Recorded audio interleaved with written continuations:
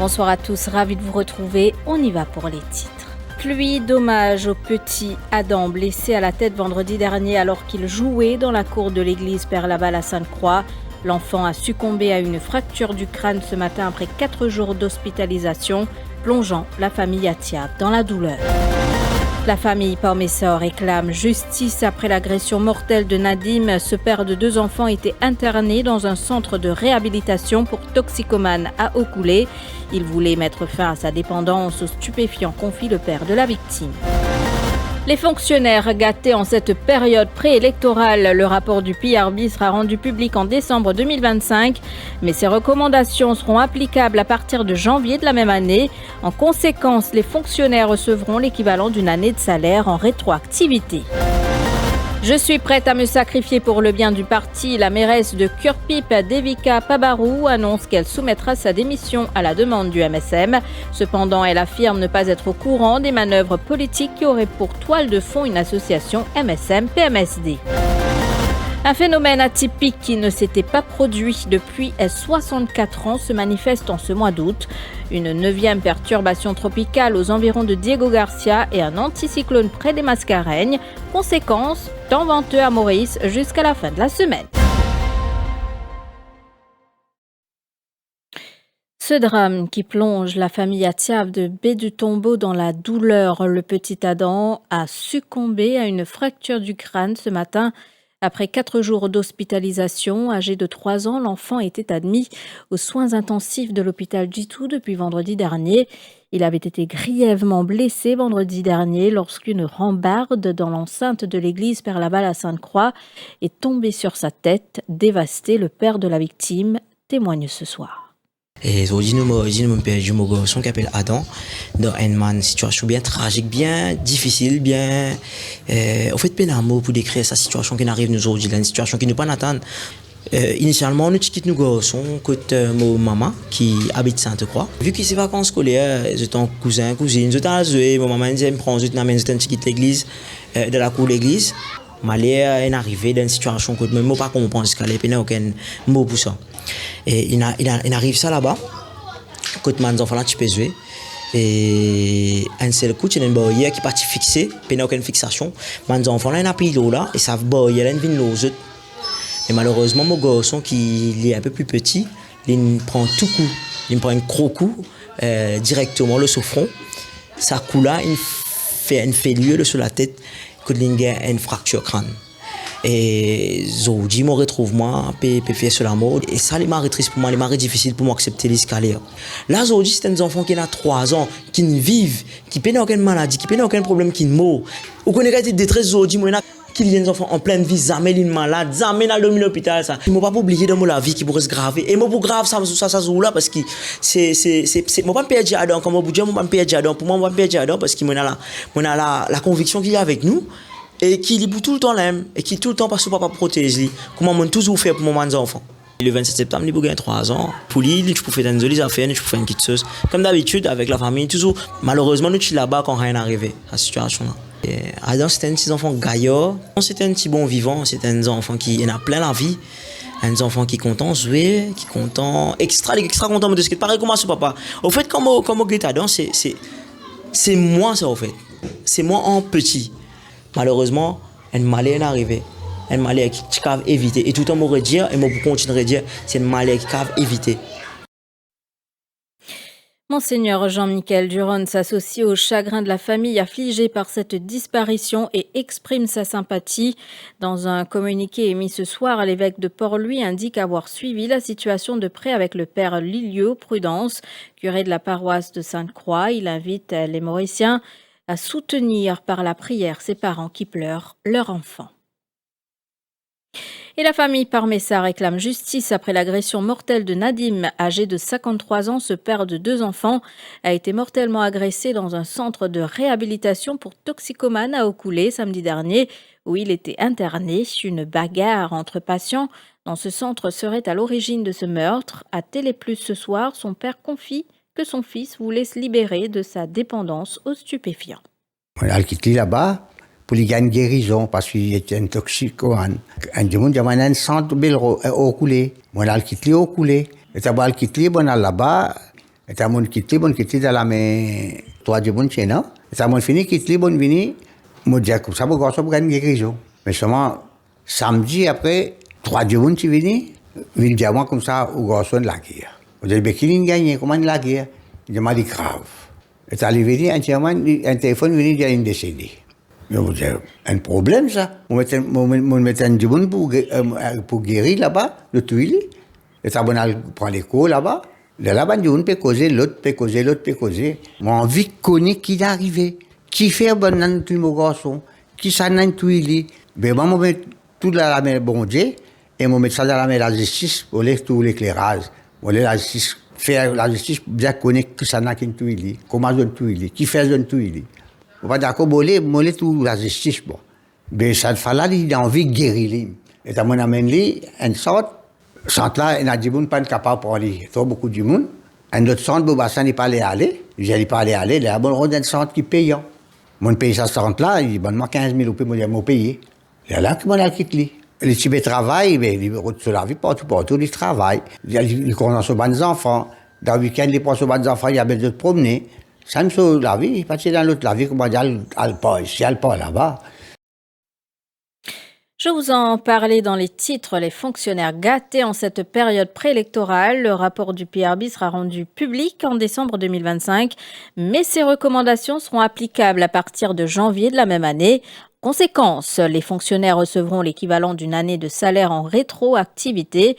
Le 13e mois sera calculé selon le nouveau barème du prochain rapport. Mais aujourd'hui, moi, j'ai une très bonne nouvelle pour nous autres. Vous êtes capable de dire qu'il y a un rapport qui peut sortir du PRB. La fin de l'année 2025 et qui nous, le gouvernement, nous décide pour appliquer à partir de janvier 2025 même. Ça veut dire qu'on a un effet rétroactif, la fin l'année prochaine qui pourra arriver. Chaque fonctionnaire pour gagner ce nouveau la paye basé le nouveau rapport PRB. Ce 13e mois pour calculer le nouveau la paye et PRB pour le recommander. Et plus joli encore, il pour gagner un back pay, l'augmentation qui PRB pour le recommander. Ça veut dire que PRB peut sortir décembre 2025, quand nous veut dire salaire là pour applicable janvier 2025, ça veut dire qu'il pour gagner un back pay pour une bonne année qui pour payer en décembre.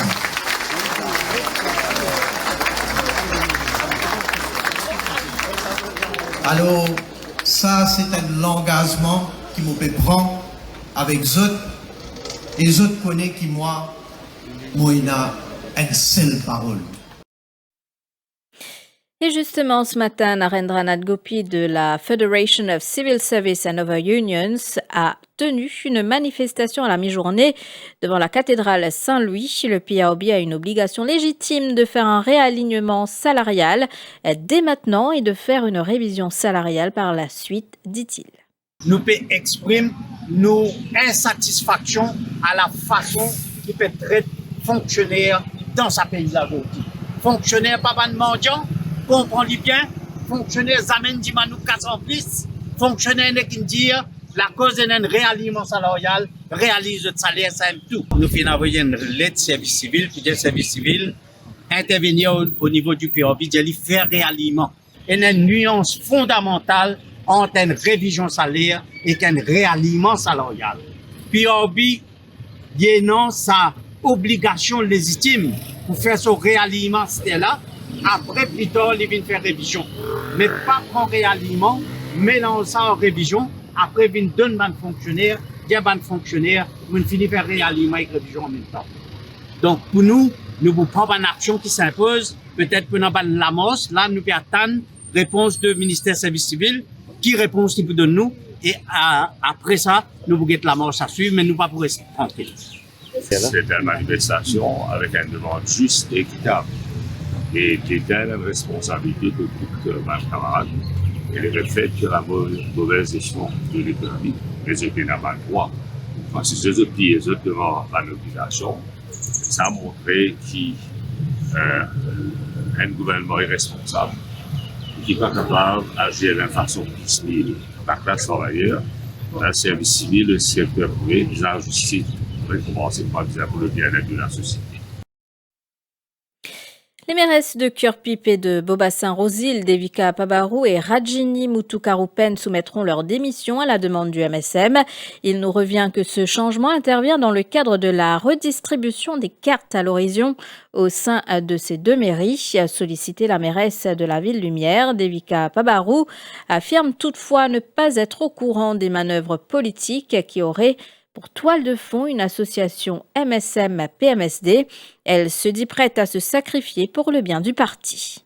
Comment on connaît la direction du parti? Oui, il appelle nous, ça c'est ce droit, que nous lui donne un éclaircissement et il propose une décision. Mais à aucun moment, vous n'êtes pas capable de prendre une décision finale. Parce que d'après le Local Government Act 2011, la décision finale, c'est le conseil qui décide. Mais étant donné que, comme la direction appelle nous, il y a une décision à prendre, parce qu'il dit aussi il y a un travail difficile, il vient prendre une décision parce qu'il y a un allié, une stratégie politique qu'il vient prendre. Ça nous comprend, la direction, mais comme moi, un MSM, on peut toujours suivre la ligne du parti. De même, on peut besoin step down. Pour moi, je n'ai aucun problème dessus. Je suis bien reconnaissant envers le parti.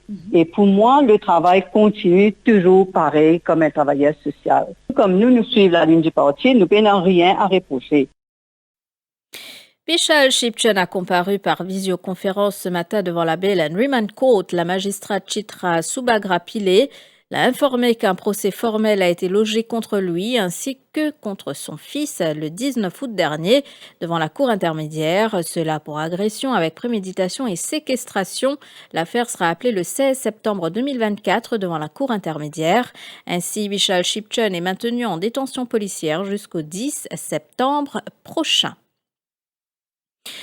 L'effet combiné d'une perturbation tropicale et d'un anticyclone relativement puissant situé au sud des Mascareignes occasionne un temps venteux et relativement frais dans la région. Cette perturbation tropicale est un phénomène rare en ce mois d'août, précise la station météo de Vakwa. Grisailles et ondées sont attendues principalement à l'est, au sud et sur les hauteurs. Perturbation-là, ça c'est une affaire qui est assez rare, nous allons dire, pour cette période-ci, mais il n'y a pas une affaire qui nous pas gagné avant. Hein. Donc, nous allons dire parfois qu'il y a une condition qui est bien favorable de réunie. Donc, là, il est possible de gagner un système-là.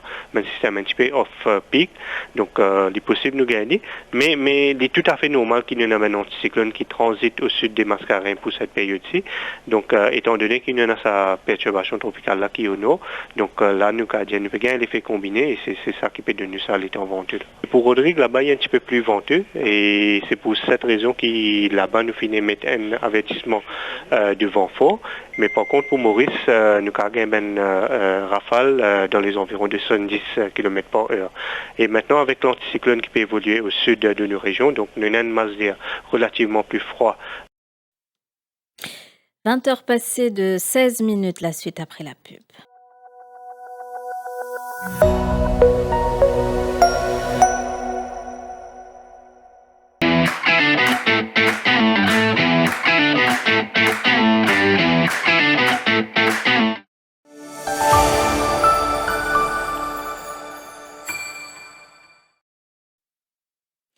Et dans l'actualité internationale, un tueur en série présumé accusé du meurtre de dizaines de femmes s'est évadé avec 12 autres personnes d'un commissariat de la capitale kenyane Nairobi.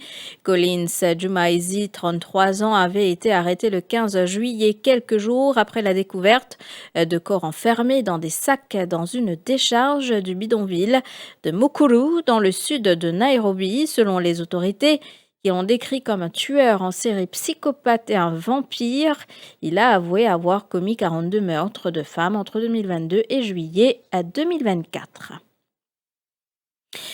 La convention nationale du Parti démocrate s'ouvre à Chicago, Illinois, avec Joe Biden qui passe le flambeau à la vice-présidente Kamala Harris. Le président des États-Unis, très ému, a été ovationné lors de son discours d'adieu après que Kamala Harris a fait une apparition surprise pour le remercier d'avoir été un président incroyable. Il a promis d'être le meilleur bénévole dans la campagne de la vice-présidente de 59 ans, qui l'a rejoint sur scène pour une étreinte.